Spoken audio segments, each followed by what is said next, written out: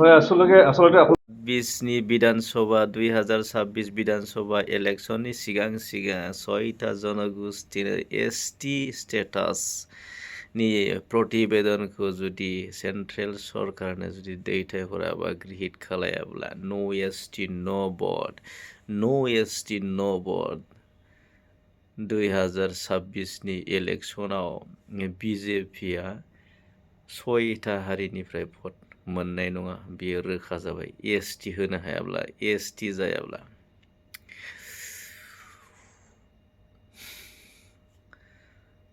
आसामनि मुख्यमन्त्री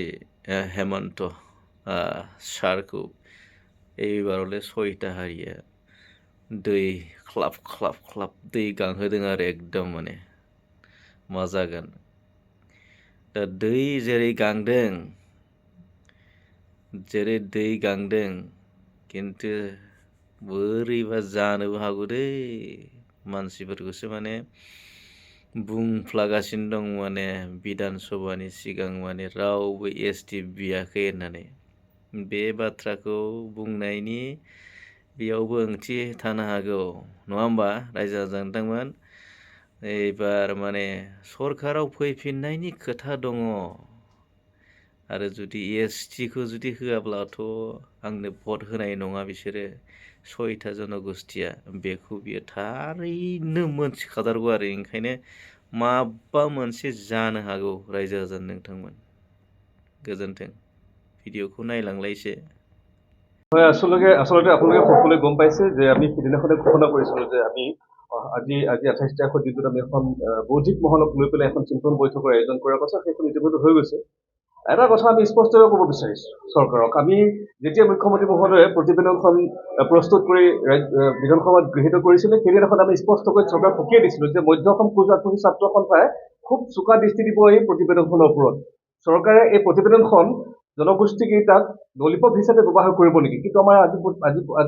আজিৰ সময়ত আমাৰ সন্দেহ ঘনীভূত হৈছে যে এয়া এক ললিপপ হিচাপে চৰকাৰে ব্যৱহাৰ কৰিছে এয়া আমি হ'ব নিদিম কেতিয়াও স্পষ্ট কথা এই স্পষ্ট কথা আমাৰ আমি কেতিয়াও ললিপপ গ্ৰহণ নকৰো ইতিমধ্যে আপোনালোক আমি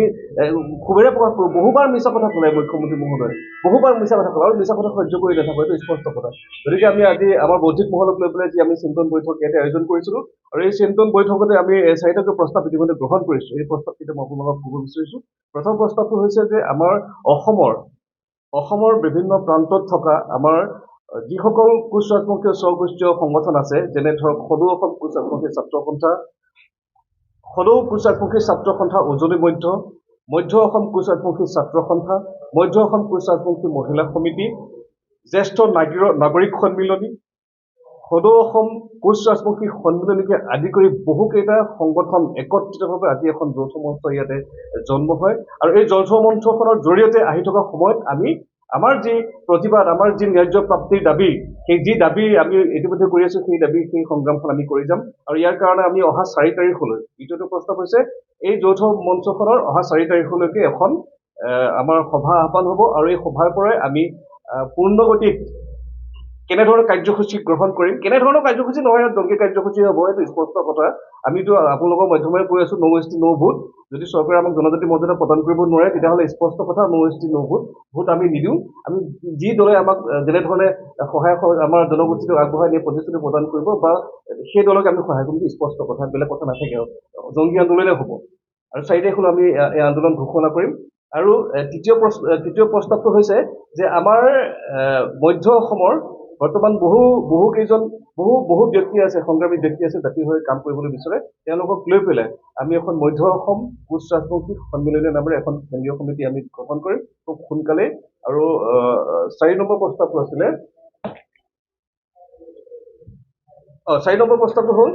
আমাৰ বৌদ্ধিক মহলে এখন আমাৰ মেমৰেণ্ডাম এখন প্ৰস্তুত কৰি দিছে আৰু সেই মেমৰেণ্ডামখন আমি অতি সোনকালে মুখ্যমন্ত্ৰী মহোদয়ক সংগ্ৰামৰ জৰিয়তে আমি প্ৰেৰণ কৰিম মানে হাতে গৈ নহয় সংগ্ৰামৰ জৰিয়তে আমি তেখেতক প্ৰেৰণ কৰিবলৈ আমাক প্ৰস্তাৱ গ্ৰহণ কৰিছে আমাৰ এই 4টাই প্ৰস্তাৱ আছিলে আৰু আমি আশা কৰিম মুখ্যমন্ত্ৰী মহোদয়ে আমাৰ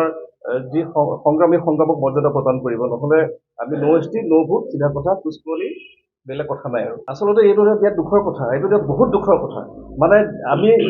সদৌ কোচ ৰাজবংশী ছাত্ৰ সন্থাক আমি ইয়াৰ পৰা চিধাচিধি স্পষ্ট যে তেওঁলোকে আমাৰ মনত দুখ দিছে বুলি আমি ক'ব বিচাৰিছোঁ। যেতিয়া কোচ ৰাজবংশী জনগোষ্ঠীটো ভাগ ভাগ কৰিবলৈ খুজিছিলে, ময়ো তেতিয়া সেই 2019 চনত মুখ্যমন্ত্ৰী মহোদয়ৰ লগত ময়ো গৈছিলোঁ, যেতিয়া তেওঁ STP STNDৰ কথা কৈছিলে, তেতিয়া কিন্তু আমি মাত মানিছিলোঁ। কিন্তু বৰ্তমান সময়ত তাত মাত মতা মানুহ নাই। তেওঁলোকে আজিলৈকে স্পষ্ট নকৰিলে যে জনগোষ্ঠীটোক ভাগ ভাগ নহয়, সকলো কোচ ৰাজবংশীসকলক একেলগে STP মৰ্যাদা প্ৰদান কৰিব লাগে বুলি আজিলৈকে তেওঁলোকে নক'লে। আৰু দুখৰ কথাটো হৈছে কি, তেওঁলোকে STV এই STVক সুৰক্ষা প্ৰদান কৰিব পৰা সেই অধিকাৰখিনি জনগোষ্ঠীটোত আছিলে নাই, সেই বিষয়ে তেওঁলোকে আজিলৈকে মাত মতা নাই। তেওঁলোকে দাবী কৰিব লাগিছিলে যে আমাক STP দিছে, টেকনিকেল প্ৰব্লেমৰ কাৰণে STV দিছে, কিন্তু তেওঁলোকৰ সুৰক্ষাখিনি এই STVত আছিলে নাই, বা STVত কি কি সুৰক্ষা আৰু সংযোজন কৰিব লাগিব এই বিষয়ে তেখেতলোকে একো কৰা নাই। সেইকাৰণে মই মোৰ তৰফৰ পৰা স্পষ্টকৈ দুখ প্ৰকাশ কৰিছোঁ। আচলতে চতুৰ মুখ্যমন্ত্ৰীজনে এইটো কথা আকৌ পুনৰবাৰ প্ৰমাণ কৰি দিলে যে ২৬ৰ নিৰ্বাচনটোত এই জনজাতিকৰণৰ প্ৰতিবেদনখনক টোপ হিচাপে লৈ, ঢাল হিচাপে লৈ আমাক টোপ দি তেওঁলোকে নিৰ্বাচনী পদ্ধতি পাৰ কৰা এটা ষড়যন্ত্ৰ ৰচনা কৰিছে। এই ষড়যন্ত্ৰ মধ্য অসমৰ কোচ ৰাজবংশী ৰাইজে, মধ্য অসমৰ কোচ ৰাজবংশী সচেতন ব্যক্তিয়ে কেতিয়াও এই কামটো হ'বলৈ নিদিয়ে। আৰু আমি আশাবাদী যে ২৬ৰ নিৰ্বাচনৰ প্ৰাক মুহূৰ্তত যদি তেওঁলোকে জনজাতিকৰণৰ প্ৰতিবেদনখন বিললৈ ৰূপান্তৰিত কৰে ভাল কথা। অন্যথা কিন্তু মধ্য অসমৰ কোচ ৰাজবংশী ৰাইজ, মধ্য অসমৰ সমগ্ৰ অসমৰ কোচ ৰাজবংশী ৰাইজকে ধৰি ৬ জনগোষ্ঠীৰ ৰাইজ একত্ৰিত হৈছে, টঙালি বান্ধিছে কঁকালত। এইবাৰ ২৬ৰ নিৰ্বাচনটো অলপ বেলেগ হ'ব।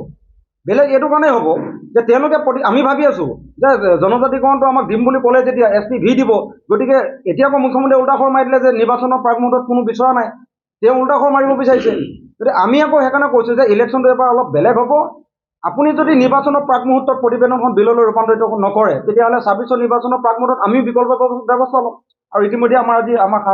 কেন্দ্ৰীয় সাধাৰণ সম্পাদক মহোদয়ে কেইটামান প্ৰস্তাৱ আপোনাৰ লগত পাছ কৰিব। সেইকেইটা মৰ্মে মই এটা কৈ দিছোঁ যে আমি ৪ তাৰিখে আমি যৌথ এখন সংগ্ৰামী মঞ্চ আমি গঠন কৰিম। যৌথ সংগ্ৰামী মঞ্চখন গঠন কৰাৰ পিছত মধ্য অসমৰ নগাঁও জিলাত মধ্য অসম কোচ ৰাজবংশী সন্মিলনীখন গঠন হ'ব। আৰু সেই সন্মিলনীখন আৰু মধ্য অসম কোচ ৰাজবংশী ছাত্ৰ সন্থাৰ যৌথ উদ্যোগত অহা ২০ৰ পৰা ২৪ তাৰিখৰ ভিতৰত নগাঁও জিলাত এখন বিশাল আমি গণসমাৱেশ আয়োজন কৰিবলৈ গৈ আছোঁ। আৰু এই গণসমাৱেশখনৰ জৰিয়তে অসম চৰকাৰক আমি আহ্বান আৰু সকিয়নি দুয়োটা দিব বিচাৰিছোঁ যে ৬ জনগোষ্ঠীক অতি শীঘ্ৰে আপোনালোকে যদি নিৰ্বাচনৰ প্ৰাক মুহূৰ্তত যদি জনজাতিকৰণ নকৰে, তেতিয়াহ'লে তাৰ পৰিণাম এই ৬ জনগোষ্ঠীৰ ৰাইজে, বিশেষকৈ কোচ ৰাজবংশী ৰাইজকে ধৰি 6 জনগোষ্ঠীৰ ৰাইজে দিবলৈ সাজু হৈ আছে। গতিকে আপোনালোকক আকৌ এবাৰ কৈছোঁ যে আপোনালোকে পুনৰ বিবেচনা কৰি যি প্ৰতিবেদন ঘোষণা কৰিছে সেই প্ৰতিবেদনত নাৰাখি বিললৈ ৰূপান্তৰিত কৰিব লাগে। আৰু আমাৰ সাধাৰণ সম্পাদক মহোদয় আছে, তেখেতে আজি প্ৰস্তাৱকেইটা ক'ব। তাৰ আগমুহূৰ্তত আমাৰ অন্যতম এগৰাকী আজিৰ এই চিন্তন বৈঠকৰ আহ্বায়ক ধন্তি বৰা ডাঙৰীয়াক আমি ক'বলৈ অনুৰোধ জনাইছোঁ। সন্থা কোচ ৰাজবংশী নাগৰিক সন্মিলনী যৌথ প্ৰচেষ্টাত আমি আজি একো সভা আহ্বান কৰা হৈছে। এই সভাত আমি এবাৰ সিদ্ধান্ত লোৱা হৈছে যে অহা ৪ তাৰিখৰ বা ১১ তাৰিখৰ ভিতৰত এখন আমাৰ ডিষ্ট্ৰিক্ট এখন বা গোটেই মধ্য অসমত এখন আমাৰ